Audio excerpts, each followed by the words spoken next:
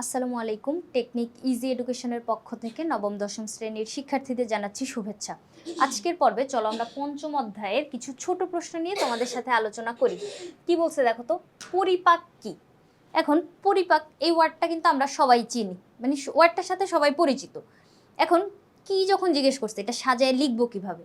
পরিপাক হচ্ছে এরকম একটা প্রক্রিয়া, যে প্রক্রিয়ার মাধ্যমে তুমি যে খাবারটা খাচ্ছ ওই খাবারটাকে তোমার দেহে অ্যাবজর্ব করার মতো করে হচ্ছে ভেঙে ছোট ছোট উপাদানে পরিণত করবে। কারণ কি, আমরা খাচ্ছি হচ্ছে জটিল জটিল উপাদান, জটিল উপাদানগুলো খাদ্য হিসেবে গ্রহণ করতেছি। এই জটিল উপাদানগুলোকে আমরা ভাঙবো, ভেঙে একদম সরল উপাদানে পরিণত করব। যেমন তুমি যদি ভাত খাও, রুটি খাও, মানে শর্করা জাতীয় খাবার খাও, ওইটাকে ভেঙে গ্লুকোজ পর্যন্ত নিয়ে যাওয়া লাগবে। আবার ধরো তুমি মাছ মাংস খাচ্ছ, আমিষ জাতীয় খাবার খাচ্ছ, সেক্ষেত্রে ওইটাকে ভেঙে অ্যামিনো অ্যাসিড পর্যন্ত নিয়ে যাওয়া যাবে লাগবে। তখন অ্যামিনো অ্যাসিড পর্যন্ত যখন যাচ্ছি তখন ওইটা আমাদের কোষ অ্যাবজর্ব করতে পারবে। তাহলে এই কাজটাই কি বলছে দেখো তো, যে জৈব রাসায়নিক প্রক্রিয়ায় মানুষের পৌষ্টিক নালীর অভ্যন্তরে জটিল, অদ্রবণীয়, অশোষণযোগ্য খাদ্য উপাদানগুলো নির্দিষ্ট উৎসেচক বা এনজাইম এবং হরমোনের উপস্থিতিতে বিশ্লেষিত হয়ে শোষণযোগ্য এবং দ্রবণীয় সরল উপাদানে পরিণত হয়। কঠিন লাগলো কথাটা? দেখো আমি একটু একটু করে বুঝাই। একটা জৈব রাসায়নিক প্রক্রিয়া, কারণ এটা হচ্ছে তোমার দেহের ভিতরে জৈবিকভাবে সম্পন্ন হবে এবং এখানে কিছু কেমিক্যাল পদার্থগুলাও যেটা তোমার ভিতর থেকেই নিঃসৃত হবে, এরকম কিছু এনজাইম হরমোন লাগতেছে, এজন্য ওকে আমরা রাসায়নিক বলবো। তাহলে জৈব রাসায়নিক বুঝতে পারলাম, জৈবিক প্রক্রিয়া আর রাসায়নিক কিছু উপাদানও লাগবে, জৈব রাসায়নিক। এই প্রক্রিয়ায় মানুষের পৌষ্টিক নালীর অভ্যন্তরে, এখন পৌষ্টিক তন্ত্র দুই ধরনের হয়, একটা পৌষ্টিক নালী আর একটা হচ্ছে পৌষ্টিক গ্রন্থি। দেখো এই যে পৌষ্টিক নালীটা, এই নালীর ভিতর দিয়ে যখন খাদ্য যাবে, তোমার হচ্ছে নালী বলতে ধরো এই যে পাকস্থলীর পর থেকে আমাদের ক্ষুদ্রান্ত্র শুরু হয় না, এই যে ক্ষুদ্রান্ত্র, এরপরে যায় হচ্ছে তোমার বৃহদান্ত্র, এগুলো হচ্ছে নালীর মতো অনেক পেঁচানো নালী, অনেক লম্বা নালী, যেগুলো হচ্ছে পেঁচায়া তোমার হচ্ছে উদরগহ্বরে অবস্থান করতেছে। তাহলে এই যে পৌষ্টিক নালীর ভিতর দিয়ে খাবারগুলো যখন যাচ্ছে, তুমি গ্রহণ করলা, কিরকম খাবার গ্রহণ করলা? জটিল খাবার না, বড় বড় শক্ত দানা তুমি হচ্ছে গ্রহণ করতেছো। তারপরে অদ্রবণীয়, এগুলো পানিতে দ্রবণীয় হয় না। তারপর অশোষণযোগ্য, কোষগুলা ওই জটিল উপাদানটাকে শুষে নিতেও পারে না, এই উপাদানগুলো তুমি গ্রহণ করলা, এগুলো যাচ্ছে কিসের ভিতর দিয়ে? পৌষ্টিক নালীর ভিতর দিয়ে যাচ্ছে। এখন পৌষ্টিক নালী, আরেকটা কি আছে? পৌষ্টিক গ্রন্থি। এবার এই গ্রন্থি থেকে আবার তোমার এনজাইম নিঃসৃত হবে, হরমোন নিঃসৃত হবে। এই যে ওদের উপস্থিতিতে তোমার কি হবে? এই খাদ্য উপাদানগুলো ভেঙে যাবে, ভেঙে ছোট ছোট কণায় পরিণত হবে, মানে সরল উপাদানে পরিণত হবে। তখন এগুলা আবার শোষণযোগ্য হয়ে যাবে, তোমার দেহে এটাকে শোষণ করতে পারতেছো, ওগুলা দ্রবণীয় হয়ে যাবে, সরল উপাদানে পরিণত হয়ে যাবে। এটাকে আমরা বলবো হচ্ছে পরিপাক, এই প্রক্রিয়াটাকে বলবো হচ্ছে পরিপাক। এরপরে কি বলছে দেখো তো, পেরিস্টালসিস কি। এখন এই যে প্রক্রিয়াটা, পৌষ্টিক নালী যে কথাটা আমি বললাম, এই পৌষ্টিক নালীটা তোমার খাদ্যগুলোকে সামনের দিকে নিয়ে যাবে, সামনের দিকে পরিপাক করতে করতে নিয়ে যাইতে থাকতেছে। এখন এই যে পৌষ্টিক নালী বা অন্ন নালী, মানে যে কোনো ধরনের নালী যেখানে ভিতর দিয়ে হচ্ছে তোমার খাবারগুলো যাবে, ওই নালীগুলা এরকম সংকোচন প্রসারণের মাধ্যমে খাদ্যগুলোকে সামনের দিকে ঠেলে ঠেলে নিয়ে যাবে। এই যে সংকুচিত হইলে কিছু সামনের দিকে যাবে, আবার প্রসারিত হবে, সংকুচিত প্রসারিত, এরকম সংকোচন প্রসারণের মাধ্যমে খাবারগুলোকে সামনের দিকে নিয়ে যাবে। এই প্রক্রিয়াটাকে, এই সংকোচন প্রসারণের প্রক্রিয়াটাকে বলবো হচ্ছে পেরিস্টালসিস। দেখো তো কি বলছে, এক প্রকার শারীরবৃত্তীয় প্রক্রিয়া যাতে পৌষ্টিক নালী, এই যে পৌষ্টিক নালীটা, নালী অনেক অনেক নালী আছে আমাদের উদরগহ্বরে পেঁচানো অবস্থায় আছে, এই যে নালীগুলার ওদের গাত্রে পেশি, ওই পেশিগুলো সংকোচন প্রসারণের মাধ্যমে খাদ্যদ্রব্য অন্ননালীর মধ্য দিয়ে পাকস্থলীতে প্রবেশ করে। এই যে অন্ননালীটা আছে আমাদের, এখান থেকে তোমার হচ্ছে সংকোচন প্রসারণের মাধ্যমে খাবারগুলো সামনের দিকে চলে যাবে। এই যে সংকোচন প্রসারণের প্রক্রিয়াটা, এটাই হচ্ছে পেরিস্টালসিস। অন্ননালীর সংকোচন প্রসারণের প্রক্রিয়াটাই হচ্ছে পেরিস্টালসিস। এরপরে কি বলছে দেখো তো, এনজাইম কাকে বলে। এই যে তখন যে ওই জায়গাটা একটা কথা বললাম যে পৌষ্টিক নালী আর পৌষ্টিক গ্রন্থি দুই ধরনের, মানে দুইটা ভাগে ভাগ করতে পারি আমরা পৌষ্টিক তন্ত্রকে। এই যে তন্ত্রটাকে দুই ভাগে ভাগ করার ফলে গ্রন্থি যেটা আমরা পাইলাম, মনে করো পরিপাক তন্ত্র, হ্যাঁ পরিপাক তন্ত্র, এই তন্ত্রটাকে আমি পৌষ্টিক নালীতে ভাগ করতে পারি, আবার পৌষ্টিক গ্রন্থিতে ভাগ করতে পারি। এই যে গ্রন্থিটা, এই গ্রন্থি কিছু রস নিঃসরণ করবে, কিছু হরমোন, এনজাইম এগুলো নিঃসরণ করবে। ওখান থেকে এই যে এনজাইম কথাটা আসলো, এখন এই এনজাইম কি করবে, কাজটা কি? বিশেষ ধরনের প্রোটিন যেটা জীবদেহে অল্প মাত্রায় বিদ্যমান থেকে জীবদেহের রাসায়নিক বিক্রিয়াগুলোকে ত্বরান্বিত করে এবং করে, কিন্তু বিক্রিয়ার পর নিজেরা অপরিবর্তিত থাকে, তাদেরকে আমরা বলবো হচ্ছে এনজাইম। ত্বরান্বিত কি জিনিস? ত্বরান্বিত মানে হচ্ছে বাড়ানো, ইনক্রিজ করা। তাহলে বৃদ্ধি বলা যায় যে রাসায়নিক বিক্রিয়াগুলোকে তাড়াতাড়ি হইতে সাহায্য করে। কোনো একটা রাসায়নিক বিক্রিয়া এতটুকু সময় লাগা প্রয়োজন, এই সময়ের ভিতর হচ্ছে তোমার মানে বিক্রিয়াটা হয়। কিন্তু তুমি যখন এনজাইমটা ওই জায়গায় এসে কাজ করতেছে, প্রভাবক হিসেবে কাজ করতেছে, তখন বিক্রিয়াটা অনেক ফাস্ট সম্পন্ন হয়ে যায়, তাড়াতাড়ি কাজ সম্পন্ন হয়ে যায়। তাহলে ওইটাই বললো যে কোনো প্রোটিন যেটা আমাদের দেহ থেকেই নিঃসৃত হবে, খুব অল্প মাত্রায় নিঃসৃত হবে, যেটা বিক্রিয়ার গতিটাকে বাড়ায় দিবে, তাড়াতাড়ি গতিটা ফাস্ট করে দিবে। আর হচ্ছে তোমার কিন্তু নিজেরা কোনো চেঞ্জ হবে না, নিজেরা শুধু প্রভাবক হিসেবে কাজ করবে। এরকম না যে বিক্রিয়া থেকে সেও কিছু একটা উপাদানে পরিণত হয়ে গেল, সে নিজের রূপ চেঞ্জ করে অন্য যৌগ তৈরি করে ফেললো, এরকম না। সে যেমন আছে তেমনই থাকবে, সে শুধু প্রভাবক হিসেবে কাজ করবে। এই এনজাইম কি করে? প্রভাবক হিসেবে কাজ করে, কাজ করে বিক্রিয়ার গতিটাকে ত্বরান্বিত করে। এখন এই যে পরিপাকের ক্ষেত্রে আমরা কি জানি, একটা খাবার খাচ্ছ তুমি, ওই খাবারটা ভেঙে সরল উপাদানগুলো আমাদের দেহ অ্যাবজর্ব করে নেয়, শুষে নেয়। এখন অ্যাবজর্ব করার পরে যে উচ্ছিষ্টাংশগুলো থাকে, বা যেগুলো আমাদের দেহ আর শোষণ করতেছে না, আর প্রয়োজন নেই এই জায়গাগুলোর, উচ্ছিষ্টাংশগুলো আমরা মলের মাধ্যমে বের করে দেই। ওই যে বের করার জন্য যে একটা মণ্ড তৈরি হয়, মানে খাদ্যগুলার উচ্ছিষ্টাংশগুলো মিলে হচ্ছে একটা দলা পাকানো বা মন্ডের মতো একটা উপাদান তৈরি হয়। ওই জায়গাটাকে আমরা বলবো হচ্ছে কাইম। কি বলছে দেখো তো, পাকস্থলীর অনবরত সংকোচন প্রসারণ এবং এনজাইমের ক্রিয়ার ফলে খাদ্য মিশ্র মন্ডে পরিণত হয়, একটা দলাতে পরিণত হবে। ওই যে দলাগুলাই হচ্ছে কাইম আর কি। মানে কিরকম বলবো, ধরো তুমি অল্প একটু পানি নিলা, পানির ভিতরে অনেকগুলো কাগজ ভিজায় রাখলা, ভিজানোর পরে কাগজগুলো পানি সব শুষে নিবা না, দেখবা পানি কমে গেছে, কাগজগুলো হচ্ছে তোমার মানে অনেক বেশি নরম হয়ে গেছে। ওই নরম কাগজগুলো নিয়ে এভাবে করে চাপ দাও, দেখবা পানি সব পড়ে গেলে যে একটা দলা পাচ্ছ না তুমি, একটা মণ্ড পাচ্ছ না, এটাই হচ্ছে কাইম। এরকমই মানে ওই এরকমই একটা উপাদান। তাহলে পাকস্থলীর ভিতরে তুমি যে খাবারটা খাইলা, ওই খাবারটা বিভিন্ন হাইড্রোক্লোরিক অ্যাসিড আছে, তারপর তোমার ক্ষুদ্রান্তে যখন যাবে ওইখানেও হচ্ছে তোমার খাদ্যের উপরে অনেকগুলা এনজাইম কাজ করবে। ওই এনজাইমগুলো খাদ্যগুলোকে ভেঙে সরল উপাদানে পরিণত করে ফেলবে, তখন ওইখানে হচ্ছে কাইম তৈরি হবে। ওই কাইমটা যখন আবার বৃহদান্ত্রের ভিতর দিয়ে যাবে, তখন আবার ওখান থেকে পানি শুষে নিতে থাকবে। পানি শুষতে শুষতে যখন একদম মলাশ হয়ে যাবে, তখন হচ্ছে দেখো না একটা মণ্ড বা মলগুলা কিরকম থাকে, একটা মন্ডের মতো থাকে। এখন আমি তোমাকে একটু এই জায়গাটায় কিছু কথাবার্তা বলি। ধরো তুমি খাবার খাইছো, হ্যাঁ, খাবারগুলা এইখানে আসছে, কিভাবে আসছে? পেরিস্টালসিস পদ্ধতিতে। এই যে অন্ননালীটা, এই যে অন্ননালীটার সংকোচন প্রসারণের মাধ্যমে খাবারগুলা পাকস্থলীতে চলে আসছে। পাকস্থলীতে আমাদের আছে হাইড্রোক্লোরিক অ্যাসিড। এই হাইড্রোক্লোরিক অ্যাসিড তোমার খাবারের উপর ক্রিয়া করবে, আমিষ জাতীয় খাদ্যকে ভাঙবে। তারপরে খাবারগুলা পাকস্থলীর পরের থেকে এই নালীতে চলে আসছে। দেখো এটা হচ্ছে আমাদের ক্ষুদ্রান্ত্র, পেঁচানো পেঁচানো অনেকগুলা, অনেক লম্বা একটা অংশ। ক্ষুদ্রান্ত্রে যখন চলে আসলো, এই যে দেখো এটা হচ্ছে পিত্ত, পিত্তথলি থেকে কিছু রস এখানে আসবে।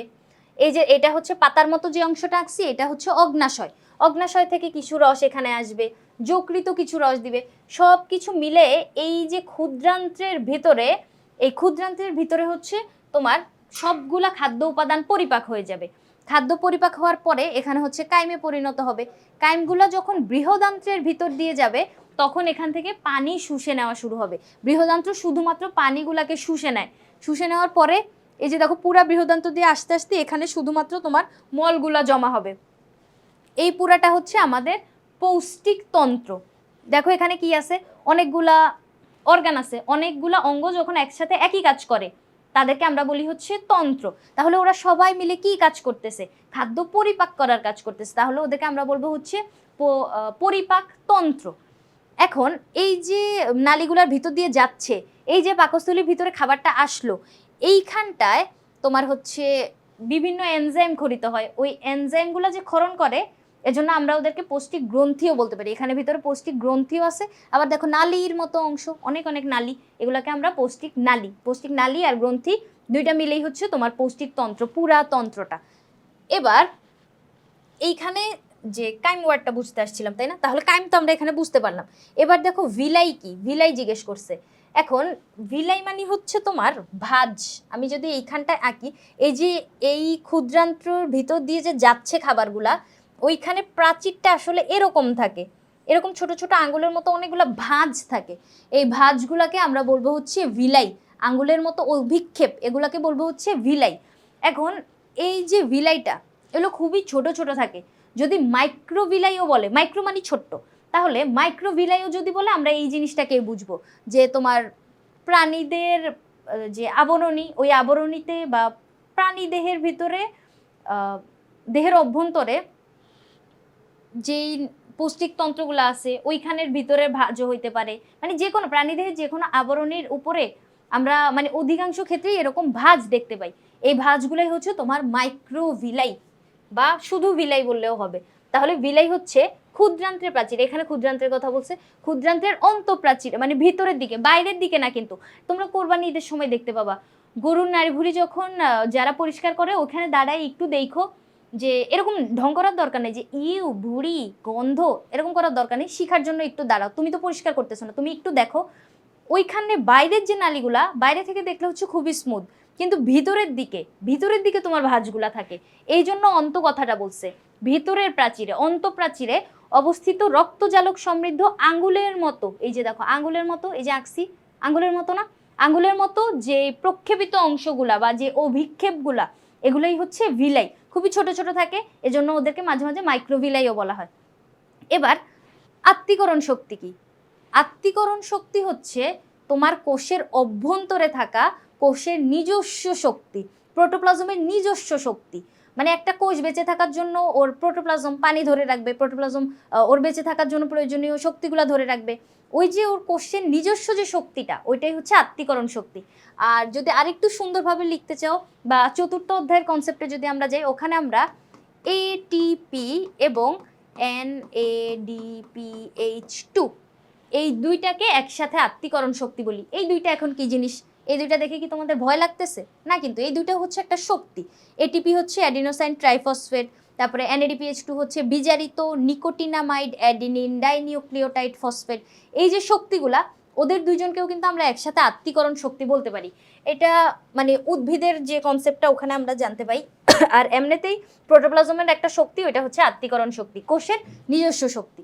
এরপরে আসো কোষ্ঠকাঠিন্য। কোষ্ঠকাঠিন্য যে ওয়ার্ডটা, এটা তোমরা এই খাদ্য পুষ্টি অধ্যায়টায় অনেক বেশি শুনে থাকবা যে পানি কম খাইলে হইতে পারে, রাফেজ জাতীয় খাবার কম খাইলে হইতে পারে। তাহলে কোষ্ঠকাঠিন্য হওয়ার দুইটা কারণ কি জানলাম আমরা? পানি যদি তুমি কম পরিমাণে খাও অথবা রাফেজ যদি কম পরিমাণে খাও, তাহলে হচ্ছে তোমার কোষ্ঠকাঠিন্য হইতে পারে। এখন কারো কারো মনে আবার প্রশ্ন আসবে যে রাফেজ কি জিনিস? রাফেজ হচ্ছে আঁশ জাতীয় খাবার, রাফেজ হচ্ছে আঁশ জাতীয় খাবার। আর কোষ্ঠকাঠিন্য হচ্ছে ধরো তুমি পানি কম খাইলা, আঁশ জাতীয় খাবার কম খাইলা, সেক্ষেত্রে আমি যে এইখানে বললাম যে বৃহদান্ত্র, বৃহদান্ত্র কি করে? এই যে বৃহদান্ত্রটা কি করে? সে হচ্ছে আমাদের খাবার থেকে পানিগুলা শুষে নেয়, এই কথাটা বলছি না আমি?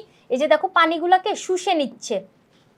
পানি শুষে নিতে থাকলে তোমার যে ওই মণ্ডটা ছিল, কাইম যেটা ছিল, আগের প্রশ্নটাই কিন্তু পড়ছি, এই যে কাইমগুলা যখন এই বৃহদান্ত্রের ভিতর দিয়ে যাবে, তখন কিন্তু পানি শুষে নিতে থাকলে ওই কাইমটা অনেক বেশি শক্ত হয়ে যাবে। শক্ত হয়ে গেলে যে খাদ্যের উচ্ছিষ্টাংশগুলো বা তোমার মল যেটা এখানে এসে জমা হবে, ওটা অনেক বেশি শক্ত থাকবে। এই জন্য তোমার কি হবে, পটি করার সময় এটা হচ্ছে তোমার অসুবিধা তৈরি করবে। তাহলে কথাটা কি বলছে দেখো তো, কোষ্ঠকাঠিন্য হচ্ছে কোনো বিশেষ রোগ না। যদি তুমি পানি কম খাও বা রাফেজ জাতীয় খাবার কম খাও, সেক্ষেত্রে তোমার শক্ত পায়খানা হবে, অথবা অথবা কি বলছে দেখো তো, 2 বা তারও বেশি দিন পায়খানা হবে না। এই যে শক্ত পায়খানা হওয়া বা 2-3 দিন হচ্ছে না হওয়া, কি জন্য? কারণটা কি? কারণ ওই যে বৃহদান্ত্র তোমার কাইম থেকে পানিগুলা শুষে নিছে, তোমার পুপটা হচ্ছে অনেক বেশি শক্ত হয়ে গেছে। এই অবস্থাটা বা এই সমস্যাটাকে আমরা বলবো হচ্ছে কোষ্ঠকাঠিন্য। এখন কোষ্ঠকাঠিন্য থেকে দূর করার জন্য, কোষ্ঠকাঠিন্য দূর করার জন্য আমরা কি করতে পারি? বেশি করে পানি খাইতে হবে আর আঁশ জাতীয় খাবার খাইতে হবে, শাকসবজি বেশি খাইতে হবে। এরপরে কি বলছে দেখো তো, পেপটিক আলসার সৃষ্টিকারী ব্যাকটেরিয়া কোনটা? পেপটিক আলসার কি জিনিস? আলসার ওয়ার্ডটা মনে হয় তোমরা সবাই শুনছো।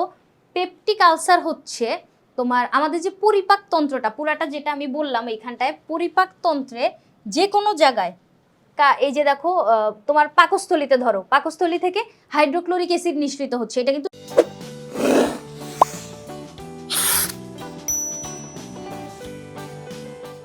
শক্তিশালী একটা অ্যাসিড। এই অ্যাসিডটা তোমার খাদ্যগুলোকে পরিপাক করার জন্য সব সময় পাকস্থলী প্রাচীর থেকে নিঃসৃত হইতেই থাকে। ধরো এই যে পাকস্থলীর যে প্রাচীরটা, এখান থেকে সব সময় তোমার হচ্ছে হাইড্রোক্লোরিক অ্যাসিড বের হইতে থাকে। এখন খাবার থাকলে তো ভালো, সে খাবারগুলোকে পরিপাক করবে, কিন্তু ধরো খাবার নাই, তুমি সকাল থেকে কিছু খাও নাই, তোমার পাকস্থলী পুরো ফাঁকা, কারণ খাবারগুলো তুই যে তোমার চলে গেছে, পরিপাক হয়ে মলাশয়ে চলে আসছে, পেটে এখন কোনো খাবারই নেই, সেক্ষেত্রে ওই হাইড্রোক্লোরিক কিন্তু বের হইতেই আছে, সবসময় বের হইতে থাকে। তাহলে হাইড্রোক্লোরিক অ্যাসিডটা এখন খাবার পাচ্ছে না, সে এখন কি করবে, কাকে পরিপাক করবে? এখন চিন্তা করে দেখো তো, তুমি যে মাছ মাংস খাচ্ছ, তোমার পাকস্থলী নিজেও কিন্তু মাংস, নিজেও কিন্তু প্রোটিন দ্বারা তৈরি। তখন পাকস্থলী কি ভাববে জানো, যে আরে এই তো প্রোটিন উপাদান, আমি এইটাকে পরিপাক করা শুরু করে দিই। সে নিজেকে নিজে কিন্তু পরিপাক করা শুরু করে দিবে। তাহলে পাকস্থলী নিজেও প্রোটিন দ্বারা তৈরি, তুমি যে মাংস খাচ্ছ, তোমার হিউম্যান বডিটাও তো প্রোটিন, তাই না? তাহলে এই যে হাইড্রোক্লোরিক অ্যাসিড, সে কি করবে জানো, সে হচ্ছে এই নিজের প্রাচীরটাকে ক্ষত তৈরি করা, মানে তৈরি করা শুরু করবে। এখন অনেক সহজে ক্ষত তৈরি হয় না। তুমি ভাবতেই পারো যে আমি তো অনেকদিন না খাইছিলাম, কই কিছুই তো হয় নাই। না, কিছু হচ্ছে, আস্তে আস্তে হচ্ছে, সব কিছু তো আর হুট করে হয় না। এখন পাকস্থলীর প্রাচীরে আস্তে আস্তে ক্ষত হইতে থাকবে। ক্ষত সহজে হয় না কি জন্য? কারণ ওইটার উপরে পুরো একটা মিউকাস থাকে, মানে একটা পিচ্ছিল উপাদান থাকে, যার জন্য মানে প্রোটেকশনের জন্য সৃষ্টিকর্তা অনেক কিছু দিয়ে রাখছে। কিন্তু তাও যদি তুমি এরকম জীবনযাপন করো, তাও যদি তুমি মায়ের কথা না শুনে সকালে না খাও, সেক্ষেত্রে আস্তে আস্তে করে তোমার হচ্ছে ওই পাকস্থলী প্রাচীরটা ক্ষত মানে ক্ষয় হয়ে যাইতে থাকবে। ক্ষয় হয়ে যাইতে থাকলে, ওই পাকস্থলী প্রাচীর ক্ষয় হয়ে যাইতে থাকলে, তখন ওইটাকে আমরা বলি হচ্ছে এই যে তোমার আলসার, গ্যাস্ট্রিক বলি আর কি। গ্যাস্ট্রিক যখন আরো ভয়াবহ চলে যায়, তখন ওইটারে বলি হচ্ছে আলসার। এখন পাকস্থলীতে হইলে বলি গ্যাস্ট্রিক আলসার, তারপরে ডিউডেনামে হইলে ওইটারে হচ্ছে ডিউডেনাল আলসার, এরকম যেই জায়গাটাই হবে। এখন বলতে পারো যে ডিউডেনাম কি, এই ওয়ার্ডটা তো একবারও উচ্চারণ করি না। এই যে দেখো ক্ষুদ্রান্ত্রের যে এই যে ভাঁজটা, এই যে পাকস্থলীর পরপরই যে ভাঁজটা দিয়ে হচ্ছে তোমার ক্ষুদ্রান্ত শুরু হয়েছে না, এই জায়গাটায়ও আলসার হইতে পারে, সব জায়গায় হইতে পারে, কারণ সব জায়গা থেকেই তো এরকম তোমার এনজাইম খরিত হচ্ছে। ওই এনজাইমগুলো খাবার পরিপাক করতে চায়, খাবার না থাকলে সে নিজেকে নিজে পরিপাক করা শুরু করে দিবে। তাহলে সব জায়গায় কিন্তু তোমার আলসারটা হইতে পারে। এই জন্য অবশ্যই হচ্ছে মানে মানে বেশি করে খাওয়ার দরকার নেই, একবারে বেশি করে খাওয়ার দরকার নেই। সব সময় একটু একটু করে হচ্ছে খাবার মানে খাইতে থাকবা, যাতে হচ্ছে পেট খালি না থাকে, আর ওই এনজাইমগুলো যাতে মানে খাবার না পেয়ে নিজেদেরকে ক্ষত করা সৃষ্টি না করে দেয়। মানে বুঝতেই তো পারছো কি বলছি জিনিসটা, সব জায়গায় এই এনজাইম নিঃসৃত হয়, সব জায়গায় তোমার ক্ষতটা সৃষ্টি হইতে পারে। তাহলে পেপটিক আলসার এটা হচ্ছে তোমার এই কারণে হইতে পারে, এই এনজাইমগুলোর কারণে, অথবা একটা ব্যাকটেরিয়া আছে এই জায়গাটায়। কি বলছে দেখো তো, হেলিকোব্যাক্টর পাইলোরি, এই নামটা দেখো, হেলিকোব্যাক্টর পাইলোরি। এই ব্যাকটেরিয়াটার কারণেও কিন্তু তোমার পেপটিক আলসার হইতে পারে। এই ব্যাকটেরিয়াটা আবিষ্কার করার পর 2005 সালে ওই বিজ্ঞানীরা হচ্ছে পুরস্কার পাইছিল 2005 সালে। এখন আরেকটা দুঃখের কথা কি জানো, যে মানে কেউ প্রথমে মানতেছিল না যে ব্যাকটেরিয়ার জন্য কি জন্য এই কাজটা হবে, ব্যাকটেরিয়া যে এই ক্ষতিটা করতে পারে, এটা আমরা মানি না। এখন ওই ব্যাকটেরিয়ার তৈরি একটা দ্রবণ ওই বিজ্ঞানী হচ্ছে মানে প্রমাণ করার জন্য যে না আমরা এই পরীক্ষাটা সঠিক করছি, এটা প্রমাণ করার জন্য ওরা কি করলো, এরকম হেলিকোব্যাক্টর পাইলোরির একটা দ্রবণ নিল, ওটা হচ্ছে খেয়ে ফেললো। এখন খেয়ে ফেলার পরে ওর হচ্ছে পেপটিক আলসার হয়েছে। এখন তুমি হচ্ছে এরকম মানে প্রমাণ করার জন্য সেই কাজটা করছে আর কি। এখন এই যে পাইলোরি আমি খাইলাম, পাইলোরি যায় হচ্ছে তার পাকস্থলীতে তোমার হচ্ছে আলসার সৃষ্টি করছে। এটা দিয়ে হচ্ছে আলসার সৃষ্টি করার পরে প্রমাণ হয়েছে যে না, হেলিকোব্যাক্টর পাইলোরি আমাদের পাকস্থলীতে এই আলসার সৃষ্টি করতে পারে। মানুষজন ভাবতো যে পাকস্থলী থেকে তো হাইড্রোক্লোরিক নিঃসৃত হয়, এই যে পাকস্থলী প্রাচীর থেকে হাইড্রোক্লোরিক নিঃসৃত হয় না, হাইড্রোক্লোরিক তো একটা শক্তিশালী অ্যাসিড। ওরা ভাবতো কি, মানে প্রাচীনকালে ধারণা ছিল এরকম যে হাইড্রোক্লোরিক এত শক্তিশালী একটা অ্যাসিড, এখন যে কোনো ব্যাকটেরিয়া যদি তুমি মানে ভুলে খেয়ে ফেলো, হাত না ধুয়ে যদি খাবার খেয়ে ফেলো, সেক্ষেত্রে এই শক্তিশালী অ্যাসিডটা তো ওই জীবাণুটাকে মেরেই ফেলবে। তাহলে কেন হচ্ছে আলসারটা হবে? মানে ওই যে বিজ্ঞানীরা যে কথাটা বলছে ওইটা ডিনাই করতেছিল এরকম ভাবে, যে হাইড্রোক্লোরিক এত শক্তিশালী একটা অ্যাসিড, ওই পাইলোরিকে তো হাইড্রোক্লোরিক হচ্ছে নষ্ট করে ফেলবে, পাইলোরি ওখানে যে কাজই করতে পারবে না। তারপরে ওরা যখন দ্রবণটা খেয়ে দেখাইলো যে হ্যাঁ সত্যি সত্যি ওর হচ্ছে আলসার যখন হয়েছে, তখন বুঝলো যে এত শক্তিশালী অ্যাসিডটা পাকস্থলীতে থাকা সত্ত্বেও হেলিকোব্যাক্টর পাইলোরি ওইখানে যায় হচ্ছে তোমার অ্যাটাক করতে পারছে। তাহলে এটা প্রমাণ করার মাধ্যমে ওরা হচ্ছে পুরস্কারটা পাইছিল, কিন্তু দুঃখের বিষয় ওর তো রোগটা হয়ে গেল। তাহলে এই যে হেলিকোব্যাক্টার পাইলোরি এটা হচ্ছে একটা ব্যাকটেরিয়ার নাম যেটা পেপটিক আলসার তৈরি করে। আর আরেকটা কথা আমি বলবো, এইখানটায় আমাদের যে এনজাইম কথাটা আসছিল না, এই জায়গাটায় তো আমি আরেকটু কথা বলার কথা ছিল। এই যে এনজাইম যে জিনিসটা, এনজাইম কি করে, তরল একটা উপাদান যেটা বিক্রিয়াকে ত্বরান্বিত করে। এখন আমাদের ক্ষুদ্রান্ত্রের ভিতরে যে এনজাইমগুলো আছে, ক্ষুদ্রান্ত্র বৃহদান্ত্র অথবা পাকস্থলীর ভিতরে, এখান থেকে যে এনজাইমগুলো হয় ওরা কি করে আমাদের খাদ্যগুলোকে পরিপাক করতে সাহায্য করে। বিভিন্ন ধরনের এনজাইম আছে, দেখো লাইপেজ কি করে, লাইপেজ হচ্ছে তোমার চর্বি জাতীয় খাবারগুলোকে পরিপাক করতে সাহায্য করে। আর ট্রিপসিন আর পেপসিন ওরা কি করে, আমিষ জাতীয় খাবার পরিপাকে সাহায্য করে। অ্যামাইলেজ শর্করাকে ভাঙতে সাহায্য করে। এই যে এই নামগুলো আছে না, লাইপেজ, ট্রিপসিন, পেপসিন, অ্যামাইলেজ, এই সবগুলাই হচ্ছে তোমার কি বলবো এনজাইম বা উৎসেচক। এবার এইখানটায় দেখো তো, আমি ক্ষুদ্রান্ত্র এখানে শেষ করলাম আর বৃহদান্ত্র এখান থেকে শুরু হয়েছে। ক্ষুদ্রান্ত্র আর বৃহদান্ত্রের এই যে সংযোগ স্থলটাতে এখানে আমি কি একটা জিনিস আঁকছি দেখো তো, এটা হচ্ছে অ্যাপেন্ডিক্স। এখন অ্যাপেন্ডিক্স যে জিনিসটা, এটা নিয়ে আমি আরেকটু কথাবার্তা বলি। দেখো মানে এরকম ধারণা করা হয় যে ক্ষুদ্রান্ত তো এই জায়গাটায় শেষ, এরপর থেকে বৃহদান্ত্র শুরু হবে। মানে এই অংশটা কিরকম, মনে করো ক্ষুদ্রান্ত শেষ হইলো, সৃষ্টিকর্তা এই জায়গাটা একটা গিট্টু দিল, গিট্টু দিয়ে বৃহদান্ত্র তৈরি করা শুরু করলো। তো এটাই হচ্ছে মানে সংযোগ স্থলটা, ক্ষুদ্রান্ত শেষ বৃহদান্ত্র শুরু, এই জায়গাটায় এরকম একটা অংশ আমরা দেখতে পাই যেটার কোনো কাজ নাই। তাহলে আমাদের দেহে কেন আছে এটা? আমাদের দেহে কতগুলো অকেজ অঙ্গ আছে, তোমরা বায়োলজির আরো পরের অধ্যায়গুলোতে গেলে জানতে পারবা অকেজ অঙ্গ যেগুলা অতীতে কাজ করতো কিন্তু এখন কোনো কাজ করে না। এরকমই একটা অকেজ অঙ্গ ধরা হয় হচ্ছে তোমার অ্যাপেন্ডিক্সকে, যেটা কি করে অতীতকালে কাজ করতো। কি কাজ করতো, যখন মানুষজন গুহায় বাস করতো আর কাঁচা মাংস খাইতো, কাঁচা খাবার যখন খাইতো তখন এটা কাজ করতো। এখন কেউ কেউ মনে মনে ভাবতে পারো আমি তো কাঁচা ফল খাই, কাঁচা গাজর খাই, কাঁচা টমেটো খাই, কই আমার তো কিছু হয় না, আমার অ্যাপেন্ডিক্স কি তাহলে কাজ করে না? এরকম জিনিসপাতি না, মানে হচ্ছে একদম যে ম্যাটেরিয়ালগুলো তুমি খাচ্ছ, মানে একদম বেশি কাঁচা মাংস ধরো, ওরা তো হচ্ছে শিকার করে ওইটা খেয়ে ফেলতো। এরপর পর এখন তো আমরা হচ্ছে মানে সিদ্ধ করে হইলেও খাই, একদম কাঁচা তো কিছুই খাই না। এজন্য আস্তে আস্তে করে এই অ্যাপেন্ডিক্সটার কাজ শেষ হয়ে গেছে। কিন্তু অতীতকালে যখন হচ্ছে ওই কাঁচা খাবার খাইতো তখন এই অ্যাপেন্ডিক্সটা হচ্ছে তোমার ওগুলা পরিপাক করতে সাহায্য করতো। এখন যেহেতু ওর কাজ নাই, ও এখানে অকেজো হয়ে পড়ে আছে। এখন খাবার যখন এখান দিয়ে যাচ্ছে, খাবারের কিছু কণা এই তোমার খাঁজটার ভিতরে আটকে যাচ্ছে, অথবা জীবাণু যখন মানে খাবারের সাথে কোনো জীবাণু যখন যাচ্ছে, সেক্ষেত্রে আমরা এই অ্যাপেন্ডিক্সটাকে যদি জীবাণুর সংক্রমণে আসতে দেখি, খাবার জমতে জমতে ওখানে খাবারগুলো পরিপাক হয়ে যাইতে যাইতে একটু একটু করে জমবে, তাহলে খাবারগুলো ওখানে পচে যাবে না, একটা জীবাণুর অ্যাটাক হবে না? ওইখানটায় ওই অ্যাপেন্ডিক্সে যখন জীবাণুর সংক্রমণ হয় তখন ওই অ্যাপেন্ডিক্সটা হচ্ছে মানে কি বলবো মানে জীবাণুর সংক্রমণে পেকে ফুলে যায় আর কি। সেক্ষেত্রে এটা যখন ফুলে যাবে বা মানে হচ্ছে স্ফীত হয়ে যাবে তখন ওইটারে আমরা হচ্ছে অ্যাপেন্ডিসাইটিস বলি, মানে ওই অ্যাপেন্ডিক্সের সংক্রমণজনিত কোনো একটা সমস্যা, এটারে বলবো হচ্ছে অ্যাপেন্ডিসাইটিস। এখন অ্যাপেন্ডিসাইট তোমাদের ফ্যামিলিতে কারো যদি অ্যাপেন্ডিসাইট অপারেশন হয় তাহলে এটা শুনতে পাবো যে যেহেতু এটা একটা অকেজো অঙ্গ, এটা আমাদের লাগতেছেও না, যদি এটা ঝামেলা করে সেক্ষেত্রে আমরা এটাকে হচ্ছে অপারেশনের মাধ্যমে কেটে ফেলে দিব। কিভাবে বুঝবা যে অ্যাপেন্ডিসাইটে মানে অপারেশন করা দরকার বা সমস্যা হচ্ছে, তোমার নাভির চারপাশে হচ্ছে ব্যথা অনুভব হবে। নাভির চারপাশে মানে শুরুতে নাভির চারপাশে ব্যথা অনুভব হইতে হইতে ব্যথাটা হচ্ছে দেখবে ডান দিকে সরে যাচ্ছে, তলপেটের দিকে সরে যাচ্ছে, কারণ ওই জায়গাটায় হচ্ছে আমাদের অ্যাপেন্ডিসাইডের মানে অ্যাপেন্ডিক্স যে অর্গানটা ওইটার হচ্ছে অবস্থান। তাহলে ব্যথা যখন ওই দিকে যাবে আবার দেখবা হচ্ছে তোমার বমি বমি ভাব হবে, খাবার খাইতে মন চাইবে না, অনেক বেশি বমি হয় এই সময়। সেক্ষেত্রে আমরা বুঝতে পারবো যে মানে হয়তো অ্যাপেন্ডিক্সকে এরকম সংক্রমণটা হচ্ছে, তাহলে ডাক্তারের শরণাপন্ন হয়ে আমরা যত তাড়াতাড়ি সম্ভব ওইটা কিন্তু মানে অপারেশন করে ফেলে দেওয়াই হচ্ছে উত্তম, কারণ ওইটা থেকে পেটের ভিতরে যদি ওইটা ব্লাস্ট করে সেক্ষেত্রে কিন্তু অনেক অসুবিধা হবে। তাহলে এই অ্যাপেন্ডিসাইটিস হচ্ছে অ্যাপেন্ডিক্সের সংক্রমণজনিত একটা রোগ, যে এই অ্যাপেন্ডিক্সটা আমাদের অতীতে কাজ করতো এখন কোনো কাজে লাগে না। তাহলে এই যে দেখো আমরা ছোট ছোট এই প্রশ্নগুলা সমাধান করলাম খাতায় লেখার জন্য 1 মার্কসের জন্য, অনেক ছোট্ট প্রশ্নগুলা, কিন্তু আমি এটার বাইরেও অনেক অনেক কথা বলছি।